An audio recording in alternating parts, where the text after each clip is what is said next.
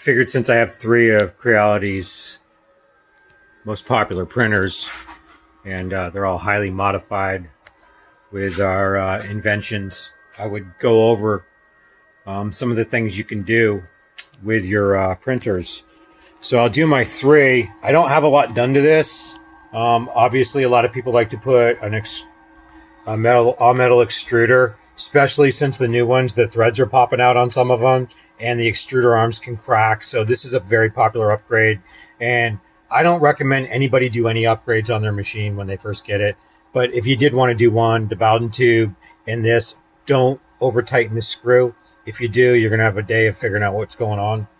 On this one, we have the chain system on here. This is not our chain system. We just put this chain system together.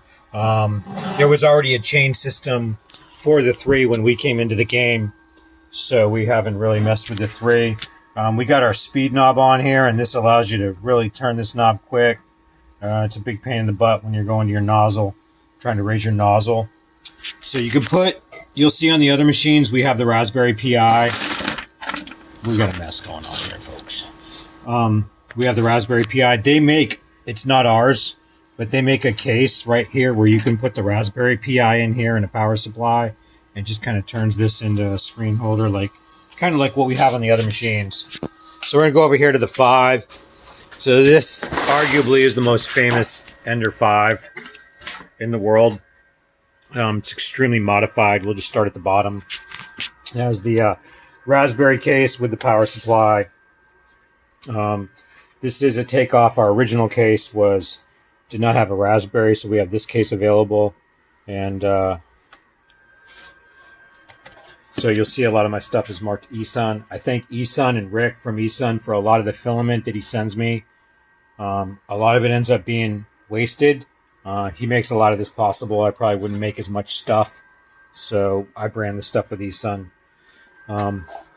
We have our lockdown nuts. You can print these. These prevent the knob from vibrating. You gotta remember the string puts it under tension and it vibrates, so the screw's gonna want to unwind by itself. So we have those. I have these bed brackets. These are the ones I like. These are not ours. These are somebody made. So, and when you put these on here, they will change the angle of your bed sometimes. So when you put these on here, get your bed where you know it's true, and then adjust this part up and down as needed to get your bed, kicked right. But if you just slam these on here and tighten them down, you're going to throw your bed so far off that you're not going to have the range of the screws probably. These are nice. These definitely make the bed stronger. This is our Andrew Cam for the M12 lens set. It has the hidden, we hid the cable inside here the best we can. It's a nice little holder. We have the linear rails for the Y. Now I love the linear on the Ys. Absolutely. If you were only going to put this on linear on one axis, put it on the Y. It really does not only does it firm it up and make it solid, but it takes that little racking that you could do when, if you have a wheel, you can rack that a little bit, and there's flex in the wheels. This right here, there's no racking back and forth. This thing's solid, so it really, really likes this. It helps hold it firm. The problems with the wheels is the wheel comes off on a shaft, and then the wheel's out here. So the wheel's sticking out on the end of a shaft. Obviously, you're never going to be able to hold that still. So when you grab the head on wheels, you can move that thing all around. All right, so obviously we have the chain system for the 5. This is our creation. We have it in a couple of different little options, but you can see we have the bed piece and whatever, blah, blah, blah. So this is a dual MGN9 rail system. It takes 2.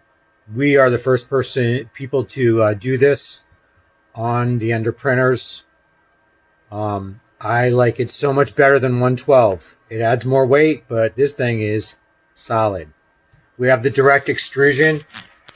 our printed direct extrusion, you can see we have a bearing in it to help hold this. We can really crank down on this with that bearing so close, holding that shaft to the motor. Don't do this. There's no doubt you're going to have vibrations, more vibrations in your print, because you have this motor which creates a lot of vibration right here on your head. So you're not going to have this pretty print. But what you can do is you can print like TPU better, and you can also fly. This printer will fly. So this is a fast printing printer. I'm trying to think what else we have on this. Of course, we have our axis covers. This is the motion axis cover. There's actually a shaft. I wish I should have this hooked up. There's a shaft that sticks up, and then something will spin. As this turns, it'll spin the stick. You can put a benchy on there or whatever. You see, I got my printers so close together, I just kind of took it off. All right, moving on. So this, as you see, this is not, I do not have direct extrusion on this printer. This is my only printer that's going to have direct extrusion in the shop. And it'll be for printing stuff that likes being printed with direct extrusion. So this is a different bracket that we have. Matter of fact, this is my latest release on the linear rails. I just did this weekend, and pretty. This is our Android box. I keep calling them Androids. The Raspberry Pi holder. And this one's kind of interesting. It uses all the existing mounting points and holes, so you don't have to drill any holes. These are the screws hold this bracket that are holding the power supply on the inside. And then the cover goes on. And that's pretty smooth. The beauty of doing this is not only does it control my cameras up here, and but it also allows my printers to be all connected on a network, a wired network, which is kind of cool. I'm trying to think. This also has my relocation bracket for the spool, and this is my spool holder, but this is kind of ugly because this is not what you should see. There's a cap for this, and it should be turned the other way around, but it's just on here, Mickey Mouse right now. Trying to think. I think that's the biggest thing for the upgrades on my machine. Obviously, well, I put the micro Swiss on the inside, but I like the original hot end, and you can buy a throat that is an all metal throat or Teflon on the inside, and the Bowden tube just butts up to the top of it, and it's beautiful, but it's 3 millimeters longer, so it drops this 3 millimeters. I'm trying to I've been thinking about buying an actual metal lathe just so I can make these throats, and I may do it. It sounds crazy, but hey, I always want a metal lathe. So if I do that, I can take them throats down to 26 and make them perfect. I don't know if there's some kind of conspiracy, but man, that 26 7 millimeter 26-inch throat would make these one of the best hot ends you could probably buy. Also, on the 5, I put the BL Touch on myself. Do not recommend anybody doing that until you're into the advanced class. That can just be a freaking nightmare. Especially, there's slightly different versions of this machine, and I believe they have different BIOSes. So really the best way to do this is find somebody who has the exact same machine that you have and get their freaking hex file and put it on your machine.